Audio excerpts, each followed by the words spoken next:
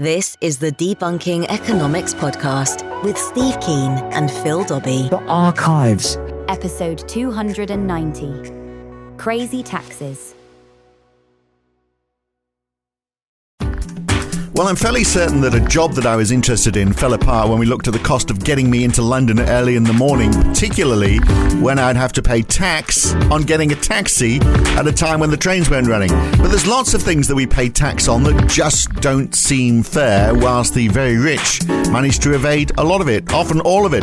Generally speaking, tax is complicated and often crazy. Today, we look at what's wrong with it and some of that crazy stuff that goes on now and in the past, like, for example, a tax on windows or a tax on names. We'll look at all of that today on the Debunking Economics Podcast with Professor Steve Keen. I'm Phil Dobbie. Welcome along. Now, I was in discussions about a radio job this last month, which would have seen me getting up at 4 in the morning to go to London. And I was told, it all fell apart over the price because obviously, enormously expensive talent to hire. But actually, the main reason was actually the cost of getting into London, because I reckoned, because I had to be there at 4, I live in Surrey, I reckon it cost at least £100 a day to get someone to drive me into London so I could get the train back, because there's no way in the world I was going to drive in, go through the congestion zone and then spend 2 hours trying to get back in peak traffic. So I said, well, okay, you've got to have someone to drive me in so I can get the train back, which would work out about £500 a week. They said, well, you'd have to pay that, would have to include it in the salary. So that's £2,000 a month. So sort of like about, if I take a few weeks off holiday, that would be about £20,000 a year. But that's in post-tax money. So I'd actually have to be asking them for £34,000 on top of, what I want in salary, just for the cost of getting there. So, and of that 34,000, about 14,000 of that would go direct to the tax office, to the HMRC. So this very idea, and I want to talk this week about crazy taxes and how they distort behaviour. So almost certainly, this was becoming a big number that was getting added to the number I was already asking for getting out of bed so early. But I think the tax office, put the nail in the coffin on that. This very idea, they're getting taxed for a journey to work, to me, is just crazy, because you are in effect, and it's the same in most places in the world, you are in effect getting taxed before you even start working. And just one example of many crazy taxes. Yeah, and that's not the worst by a long shot. And this is the... for example, with crazy tax, the tax that I think it was the Victorian government in Australia was talking about putting on electric vehicles because they were going to lose revenue out of sales tax on petrol. And that then means that you're trying to move away from petrol-based systems, and here's a government bringing in a tax for its own needs, because the state government can't create money, of course, which then gets in the way of the transition. Yeah. But there are you surely got a better example of that than a bad tax, mate. I thought you'd have a few. Oh, I've got loads of. Well, just on that, I've got a million and one. This is what prompted me down this avenue, because I was thinking how crazy that I have to pay. I'll give you another example, because while I was researching this, I went to the HMRC website for case studies, and this is a case study they give, which is there was a case where a woman hurt her leg and couldn't get the tube to work, so the employer paid for the taxi for her for 2 weeks. The HMRC deemed that was a payment in kind and taxed her for the taxi journey, so she was out of pocket. So she was actually paying more than she normally would to get to work, because the company had said, oh well, yeah, you need to get to work, you can't get there on the tube. 2 words spring to mind there. The first word is heartless. The second word is bastards.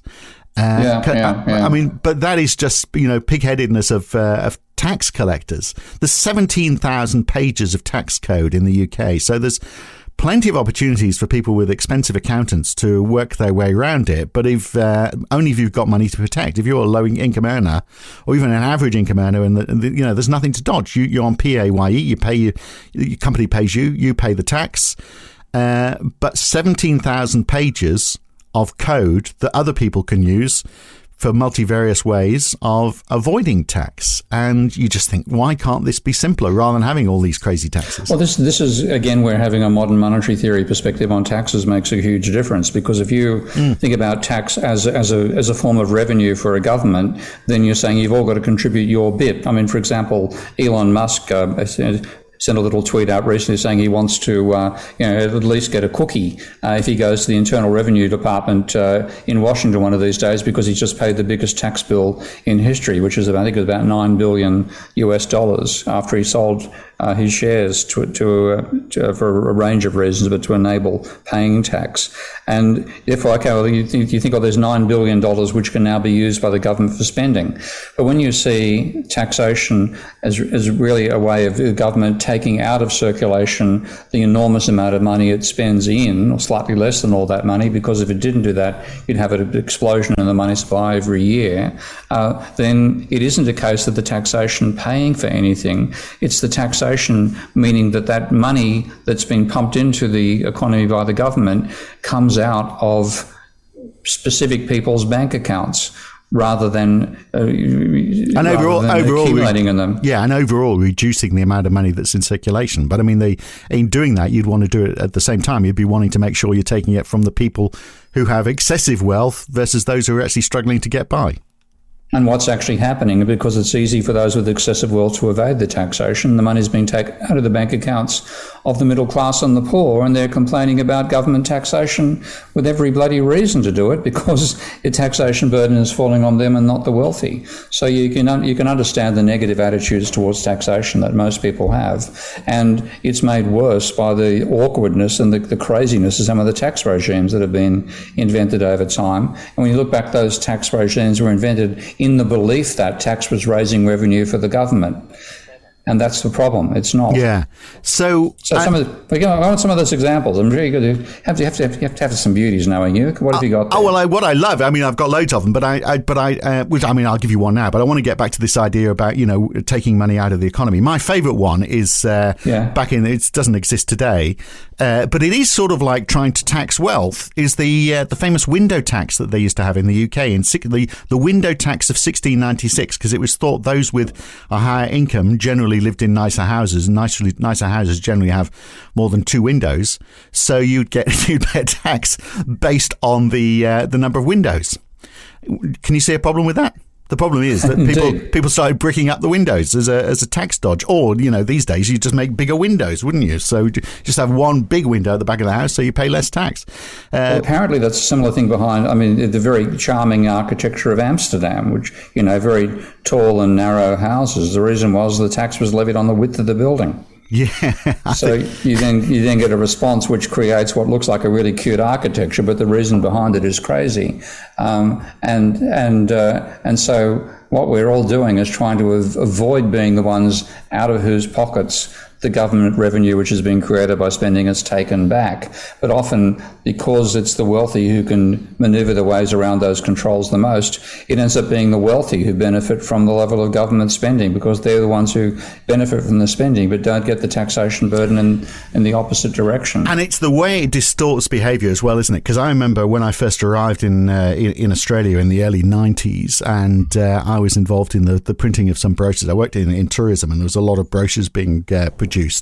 And it was the days when there was a wholesale sales tax on printing, and you would only pay it or if the majority of the print run was for Australia. So nothing was ever for Australia. It was always for Australia and New Zealand. And amazingly, most brochures that were printed for Australia, there was greater demand for those brochures in New Zealand. So you take the majority as being for New Zealand, and then the incremental cost of printing a bit extra for Australia, you pay the tax on the incremental cost. So imagine you wanted 50,000 brochures printed. We go, okay, well, actually, we need 50,000 for Australia, but we need 60,000 for New Zealand, and the incremental cost of the extra, because by the time you set up all the print costs, etc., was a lot less. It might only be 25% of the total cost. So you pay tax on the 25%, not the 60,000, and the 60,000 supposedly would be shipped off to New Zealand, but were actually burnt. Oh, no. Because why would New Zealand want 60,000 brochures if Australia only wants 50,000? That was quite common practice. And that's and I have a feeling, just as we, there's taxes are helping the rich, they are also probably, chewing up resources. Well, you gave an example of trying to stop, attempts to try and improve climate change getting taken away by by tax. It's crazy, isn't it? It's because it's all so bleeding complicated. How can you ever know what the repercussions are of any tax that you introduce? Yeah, and this is one reason why if you do come up with a modern monetary theory perspective, then you say, well, let's look at our tax system again. You're not trying to tax to raise the revenues. In that case, you're paying for things. You're trying to prevent it accumulating just in the hands of the wealthy and enable it to be distributed through the rest. You share the burden of taking the money out of the economy. You don't share the burden of building government services and so on. So if you look at it and think, well, what is possibly the worst way we can do this? And the answer, I think, is income tax, because with income tax, it's very, very hard for an average worker to evade income tax. It's very easy for the wealthy to declare a whole lot of costs that they have that they aren't actually costs, but call them costs, and they end up evading it. And the income tax is paid by the middle class and the poor. It's not paid by the wealthy, and therefore the wealthy are the ones who accumulate government money over time, which, funnily enough, keeps them wealthy. Yeah, it's interesting because you often hear this argument where, well, the rich are the ones paying the most tax. But, that doesn't mean that they couldn't pay more. So there's 32.2 million people paying tax in the UK. 27 million of them are paying a proportion of their income at 20%. So that's 83%. So in other words, they're on the lowest tax bracket, which is, quite a lot. 4.1 million are paying some of their income at the 40% bracket. So still quite a few. And just 440,000 are paying the top rate of 45% of tax. Now, is that because there are just 440,000 people earning that amount of money? Or is it they're just the ones earning that amount of money who haven't got very good accountants, and so they couldn't manage to get themselves down to a lower tax bracket? I mean, that all sounds quite progressive, doesn't it? Except for that question about, are the top ones not paying the top tax? Are there many more of them who are just evading tax? But the bottom 50% of all wage earners actually pay a quarter of all tax.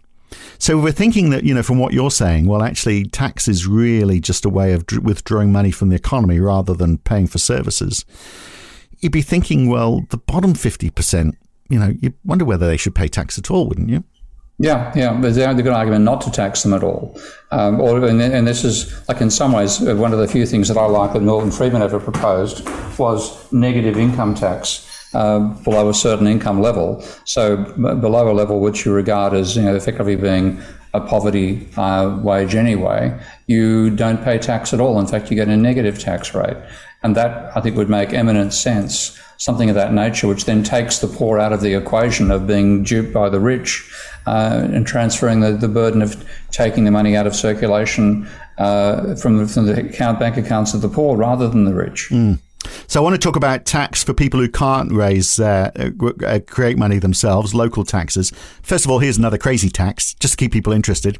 In Sweden, the tax office has to approve names, and they can charge you if you have a name tax if you choose an irregular name. Basically, if you name a child a name that's already been used and approved, then that's all fine. But if you come up with another name, then you will get charged by the tax office. Someone wanted to call their child Metallica, and the tax office wanted to charge them a tax on that. There was a court case fought. Obviously, the tax office wins because they always do. So there we are, a tax on names in Sweden. Okay, that's pretty good.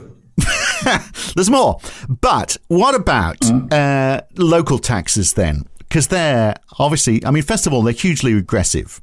So even allowing for rebates and benefits, the poorest 10% in the UK pay 7.1% of their income in council tax, while the richest 10% only pay 1.5% of their income in council tax because, and they've got much bigger houses. So, you'd be thinking actually they'd be paying a higher proportion because, of course, the council tax is based on the rateable value of the property that you live in. The reason for this, of course, is because local councils have got to pay for services. They've got to charge people who live within their service area. They do sort of get some grants from central government, but by and large, they're left to try and survive on their own. So they are always going to struggle with this idea of, because here they're not creating money. They basically can only spend money that they're getting in tax, which is the way everyone thinks it works at the federal level. Should we just get rid of local taxes and just take it from central coffers? Because then money can be created. Yeah, I mean, you want to find as many ways of avoiding government instrumentalities being unable to use government money creation to finance their activities. When those activities are obviously valid, you need to have councils, you need to have, if you even need to have parking inspectors, let alone the other services that councils offer. So if you lock them out of being able to use the money creation capability of the state, then they start imposing their own crazy taxes. And then those crazy taxes tend to be ones that the poor can't evade, which the rich can. Or you get even worse with Maggie Thatcher's stuff, and that's what I saw when I was living in the UK. What was it called? The poll tax? Yeah. Was it all the dead tax? Oh, there have been different things. So the poll tax was basically the idea that everybody should pay the same flat rate for council tax in their area, irrespective of what your income was. So if you're a millionaire living, ironically Westminster, which didn't need to provide many services because there's not many poor people there, lots of rich people basically didn't pay any tax whatsoever. But if you lived in a suburb of southern Sheffield, for example, where there might be a lot of poor people, those poor people had to pay a lot more because they needed all the services that poor people demanded. So it was the ultimate user pays experience. And of course, it wasn't very popular for those people who all of a sudden found that they were destitute. And there were poll tax riots, and it basically saw off Margaret Thatcher because she was so stupid she couldn't see that actually poor people don't like being screwed into the ground. And then that's one of the dilemmas, because if you take money out of their bank accounts when there's not a lot to be in there to begin with, then of course they're going to revolt against extra taxes. So the same thing for Macron, for example, for putting a diesel tax on consumption of diesel, which didn't affect Parisians all that much, who tend to, A, they drive cars, and B, they have the fantastic public transport of Paris to get around if they need to. Whereas living in the periphery, you suddenly couldn't afford, particularly if your job had been outsourced and you'd been turned into a crazy form of contractor, you couldn't afford to pay for the diesel and pay for the kids' education. So bang, you got the Gilets jaunes riots.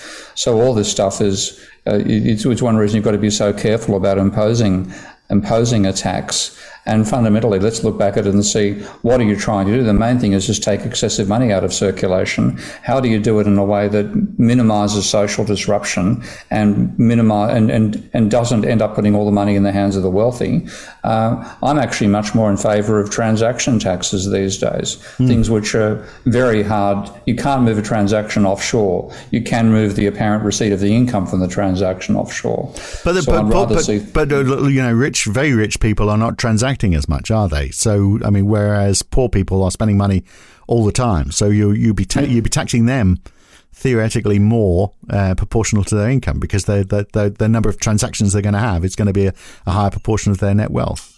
Depends on financial transactions are in there as well, but just something to mean that, I mean, one of the classic instances of people exploiting international differences in tax regimes is what Ireland has done, attracting all these multinationals over and paying a lower rate of tax, and bang, suddenly you get enormous GDP, but much lower national income in Ireland out of that.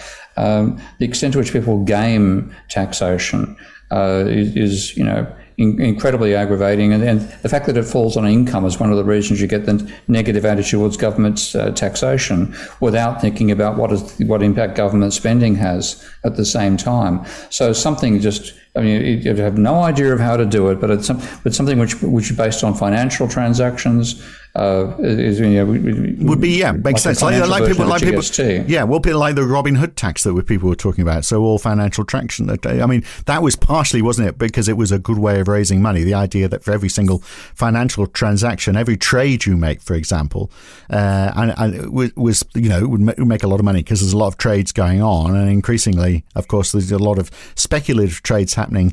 The other thing was it would slow down the speed of those trades, so perhaps the trades would actually relate more to the value of the underlying asset, so we wouldn't have quite the same volatility on the money markets.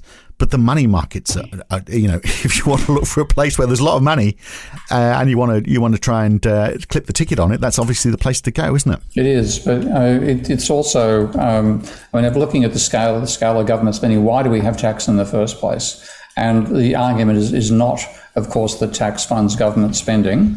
When they know that's a non-argument in terms of it, when you actually understand how the government creates money and so on. It's mainly because if the government didn't tax back the amount that it spent, you would have an enormous level of inflation. And just to give you an idea of how much this has changed over time, there's a data series the Federal Reserve has called the St. Louis Fred database called Federal Net Outlays % of Gross Domestic Product. And if you go back and look where this actually begins, they only take it back to 1929. I've got data going back to 1901. But in 1929, the level of federal net outlays was 3% of GDP.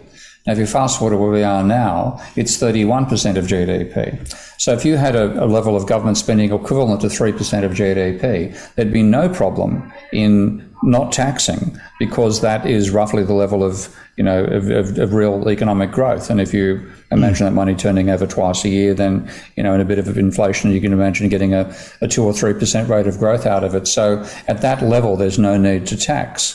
But when you're producing, when the government federal outlays are 30% of GDP, then if you don't, you're going to have this huge inflation in the money supply. And this comes back to a question is it the definition of money that's at fault? Because we have money which doesn't depreciate unless inflation is imposed upon it.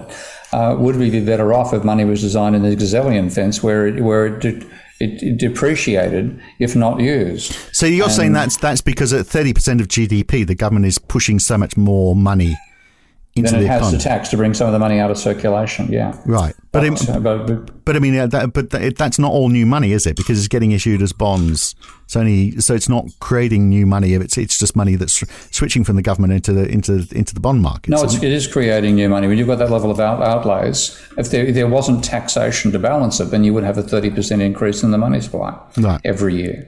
So, if I go back to, I can go back to 1902.6 for some reason. I don't know why it is, but I got data back to July. And at that stage, 2% of GDP, and right out to the start of, actually the end of World War II, it was down at 0.6% was net outlays. And then you have the Roaring '20s, the Great Depression, the post-war recovery period. Now we're at a level where it is an important question as to how the government takes money it's created out of circulation. And income tax only came in during the Second World War as a way, again, of reducing private sector spending, not financing the war itself, but reducing private expenditure on goods and services. We've been locked into thinking that's actually funding government. It's not. It's reducing the impact of government funding on the economy, but it's reducing it at the expense of people who are at the bottom of the pecking order. And that's, I'm not saying I'm in favour of transaction taxes tomorrow, but we have to look at how income tax today distorts how people think about the government and what that's done to our politics over time. And it's what led to Maggie Thatcher in many ways. So when you talk about a transaction tax, you're talking about something equivalent to GST or VAT. You're talking about it at every step along the way. So if I make something and I sell it to you and then you add to it and sell it again, it gets taxed at each stage? It wouldn't be a transactions tax. It's saying, how do you take some of the money out of circulation that's been created by the government? How do you do it? And it could be every transaction is taxed at a trivial, it wouldn't be the 10% rate of a VAT or 17% rate of some VATs. It could be a lot lower if every last transaction was hit, and you couldn't net it out as you do with a GST or a value-added tax. But something just says, okay, how do we remove the excessive money we've created so that we're not causing an inflationary bubble in the economy all the time? And again, I have no idea how it would look, but that's the important question is to ask is, what are you doing with the tax? And you're not financing government spending. You're reducing the impact of the government spending on the rate of growth of the money supply. And then that gives you a very different perspective as to how you should do it. And if you don't do it properly, then where does the money accumulate? Well, at the moment, it's accumulating in the hands of the wealthy. And that's one of the problems of capitalism, is that the way we handle the tax system right now is accentuating inequality. It's not reducing it. And making it very complicated as well. I mean, those 17,000 pages of code. So we want to put an extension on our house. And, with my upbringing, I was thinking, well, okay, we'll save money and then pay the builder. But, the advice is, no, you want to do that. You want to add to your mortgage, and then use the money that you would have been paying to the builder, pay that into your pension fund, basically, so that the pension fund means you'll pay less tax. So you get the money, you'll get the same money when you get the money out of your pension fund later to pay down the mortgage. So I'm incentivized to basically carry debt. It's just bloody complicated, isn't it? It's like I had a similar experience when I moved to the UK. I didn't realise how much more expensive life in the UK was than in Australia. So I thought I'd just drop some of my superannuation money and put over £10,000, I think, of my superannuation money, and found that the English government decided to tax me £4,000 of the 10,000 because I hadn't paid tax on it back in Australia. So they were very, very nicely, very thoughtfully imposing tax in the UK. I went, what the fuck?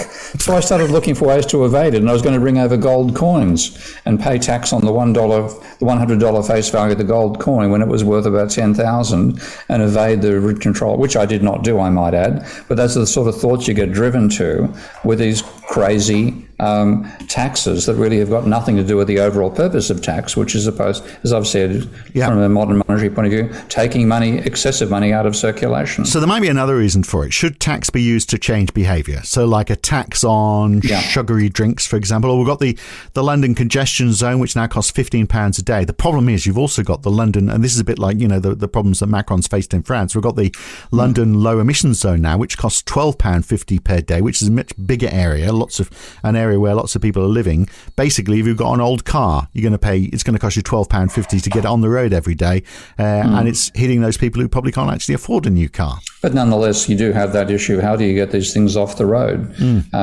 Again, you could do it in a positive sense. You can create the money to do it and say, let's actually pay somebody to take it off the road. But then you get your other issue. Okay, how do you take the money out of circulation on the other side? But you could follow Hitler.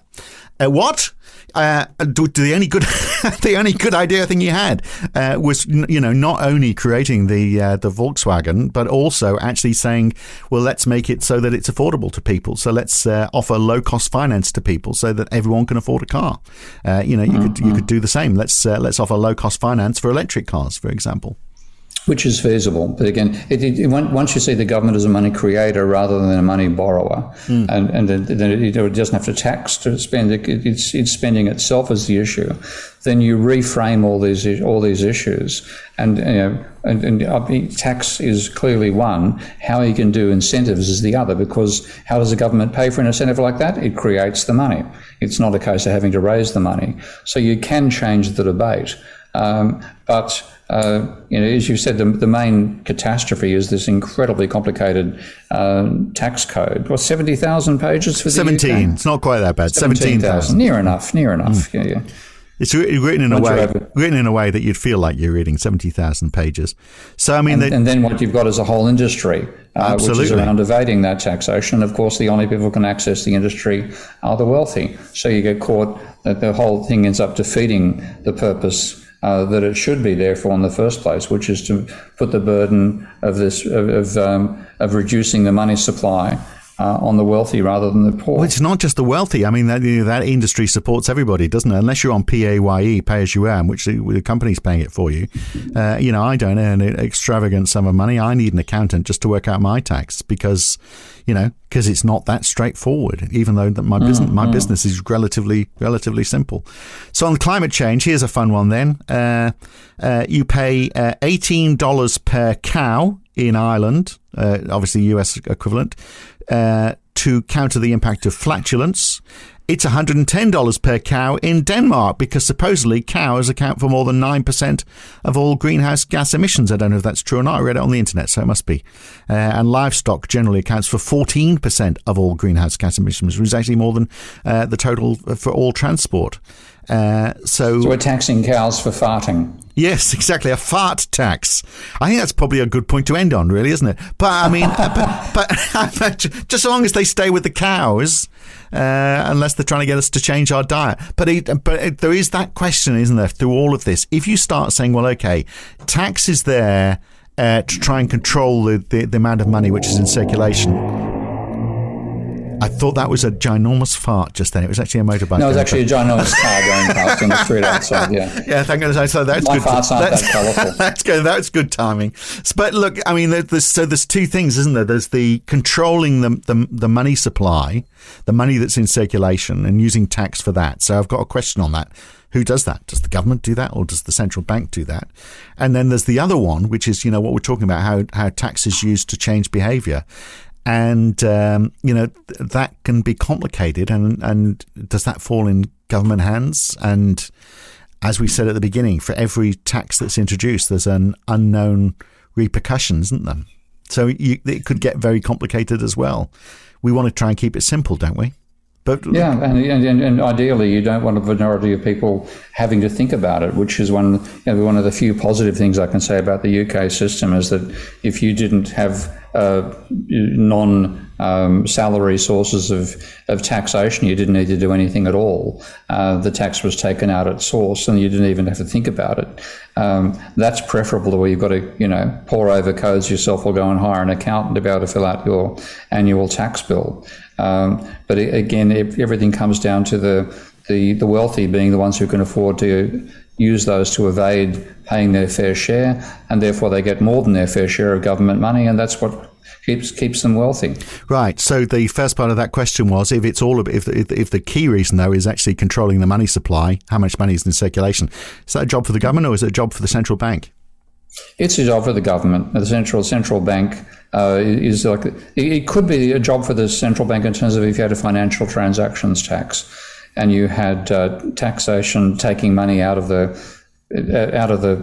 transactions between banks and so on, the settlement accounts and individual transactions, share market transactions and so on. It would be feasible to have some of that done through the central bank, but primarily this is a government function, and a treasury function. And taxes on changing behaviour of companies. So like, a Google tax for online advertising to pay for industries that are being decimated by the online industry, or just taxes on companies that get too big or too dominant.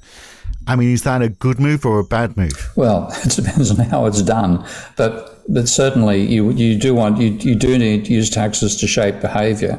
I mean, and the classical instances are those the congestion taxes and things of that nature to discourage people going into the city all at the same time. And that's a very effective mechanism to do that. So there are and taxes on smoking, for example, which are there to make it too damn expensive. You still don't avoid getting hooked, but it's a much more difficult process. But this is a little bit different, isn't it? Because this is like an industry transitioning. So Google's there; it's changed the whole online industry has changed so many other industries. So should that new industry be taxed to enable the transition from the old world to the new world? Well, I'll argue in favour of something like that for maintaining a journalism, which the one thing I've been very conscious of, because I've had a 50-year experience with working with journalists now, is how much it's been degraded over the last 50 years by the failure to cope with the internet. So I'd see a reason to say, okay, this tax goes back and this then supports independent journalism of some description. How you actually go back to the description of the difficult part. But all right, well, we'll leave it there. So we've covered it all, haven't we? Including window taxes, fart taxes, and taxes on people's names. I hope, and then taxes on superannuation from another country. That was good. Yeah, as well. I hope Rishi Sunak's listening, because plenty of material there. He doesn't have to stop just at adding extra national insurance tax to people in the middle of what's likely to be a recession. I'm sure he's going to live to regret that one. But he could introduce the fart tax just to finish us all off. Good to talk. We'll catch you soon, Steve. Mate. Thank you. Happy farting. Bye. I think we might have found our level, don't you? 5 years we've been doing this podcast, and now we're relying on fart jokes because we're running short of material. No, we are not. We never run short of material. We'll be back again next week with another one. I'm Phil Dobbie. Thanks for listening. If you've enjoyed this podcast, then please share it with your friends, like it on YouTube, and subscribe to this channel.